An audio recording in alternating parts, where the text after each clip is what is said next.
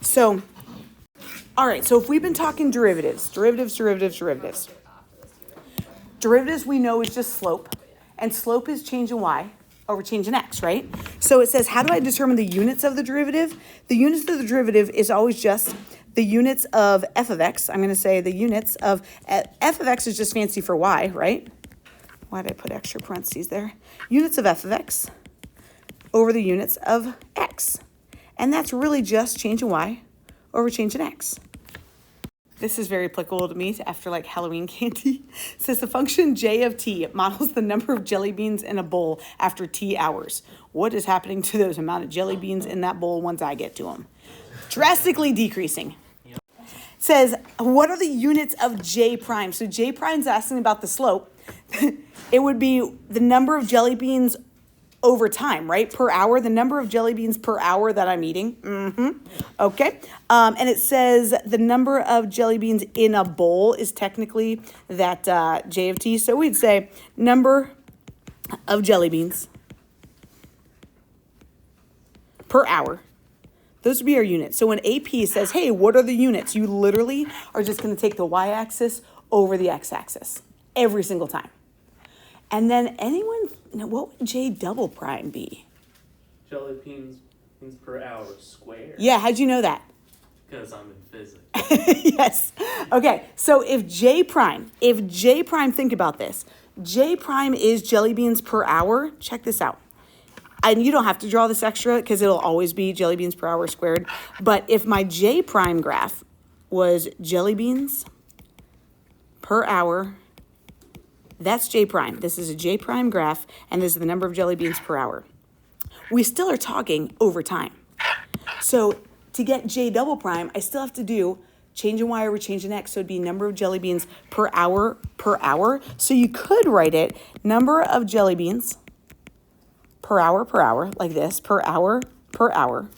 Or maybe some people are more kind of on the side, like per hour. That's fine. Or, as Coop said, number of jelly beans per hour squared. It's the exact same thing. So then they say, how do I interpret a derivative value? A derivative, or f prime, gives the rate of change of a function at a particular instant in time, right? So if you were to get clocked by a police officer, they're saying, boom, at this point you were going 45 miles per hour in a 20-mile-an-hour school zone. Not good, right? So they're finding your rate at one moment in time, not just over a period of time. So when AP says, hey, interpret that derivative in context, this is what they're looking for.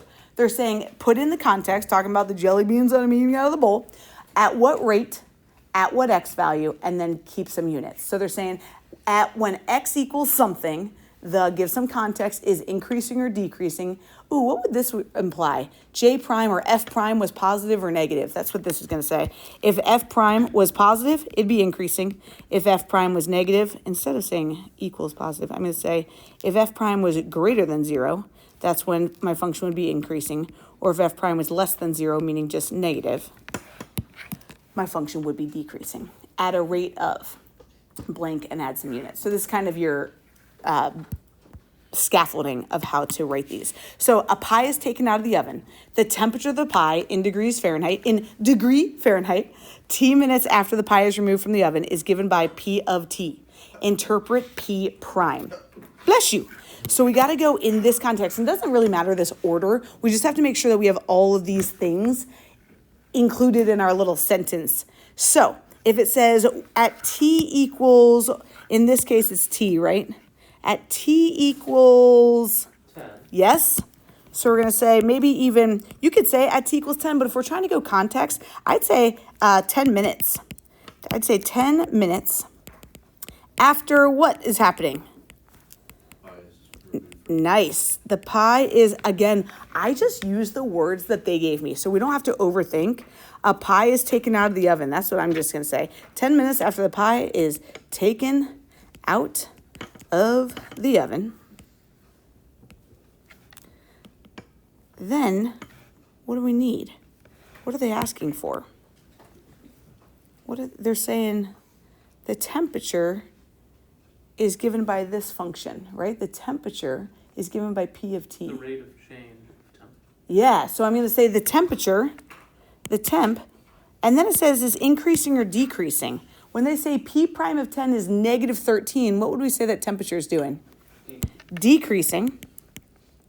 And then we have to say these words, at a rate of, because it's right there, at a rate of. So when they have a P prime, you saying, I know P prime is just talking about a rate. At a rate of, what would we say? Negative 13 degrees Fahrenheit per minute. So close, Coop. Since we said decreasing, that's already takes care of that negative. Sound good, bud? So we're going to say just of 13, and then you said degrees Fahrenheit per minute. Well said. And you're like, how did he know that? Because they said the temperature is degrees Fahrenheit, T is minutes. That time is about 99% of the time always going to be your x-axis. Okay, so what about this guy? It says the rate at which people enter a water park. Okay, so we're going to the water park, and it says the rate at which people enter a water park, in hundreds of people per hour, that's already the rate, is given by W of T. So even though they didn't say, they get to name these anything.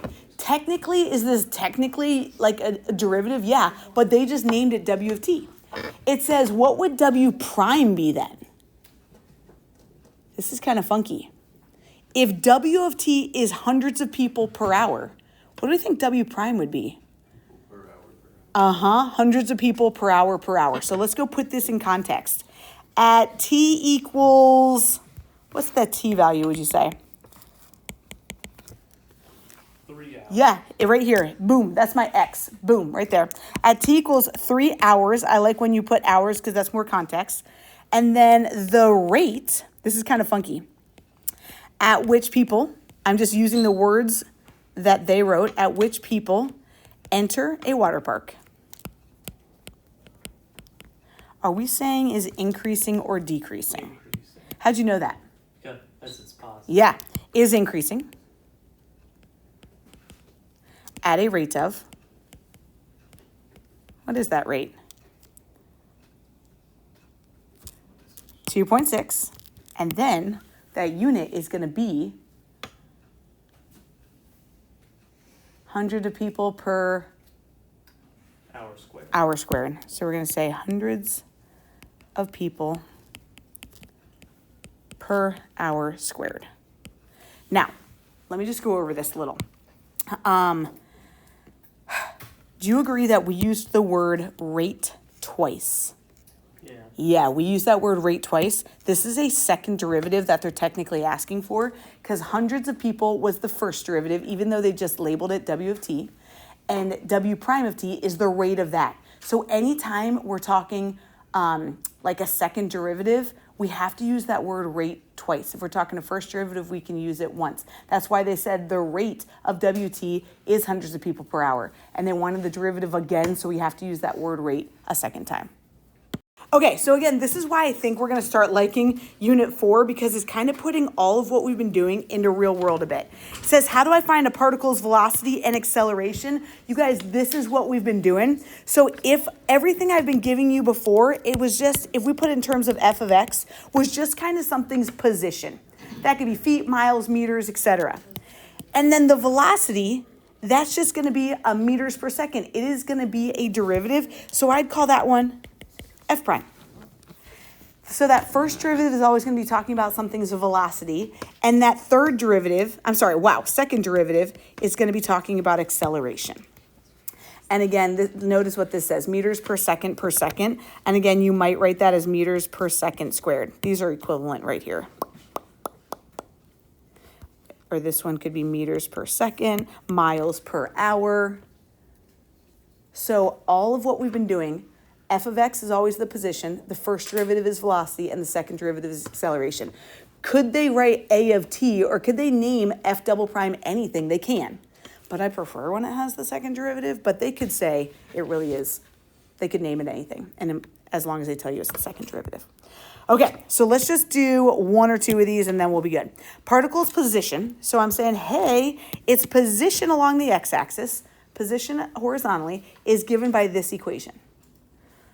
And it says t is measured in seconds. Oh, and then it's meters and seconds is what we're talking about. Find the particle's velocity. So when you see that, you know you just have to take that first derivative.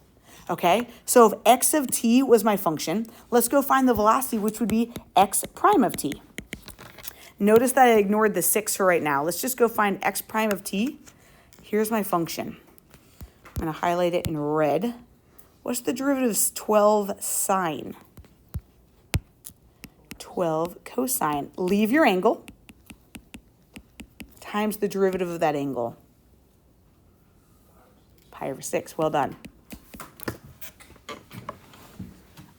Do we need to take the derivative of 5? We sure do. What would that get me? Plus 0. Very good. So there's my velocity. You guys, this is my velocity at any point in time. At any point in time. Where do they care about it? Yeah, when t is 6. So I'm just going to go say, all right, my velocity at t is 6 is going to be 12 cosine of pi over 6 times pi over 6. Sheesh. We don't need a calculator, Cooper. We can't use a calculator for that. What would that get me? Cosine of pi. What about the cosine at pi? What's that going to get me? Cosine at pi. Negative 1 times 12. Negative 12 times pi over 6. So close, so close. Yeah, exactly. Negative 2 pi. You got it. And then what do we think those units would be? Distance over time is rate, right? Velocity is a rate. Distance over time. Meters per second? And if you guys just wrote m over s like this, AP would be totally good with it. Meters per second. Object's velocity. Okay. I'm your object. An object is at rest when? What happened to my velocity? My velocity is 0. So how would I put that in terms of calculus now? F prime of x equals 0. Exactly. And I'm giving you right. My velocity equals 0, which is the same as f prime of x equals 0. I dig that. I dig it. Good job, Koopy. An object is moving to the left. Say it again.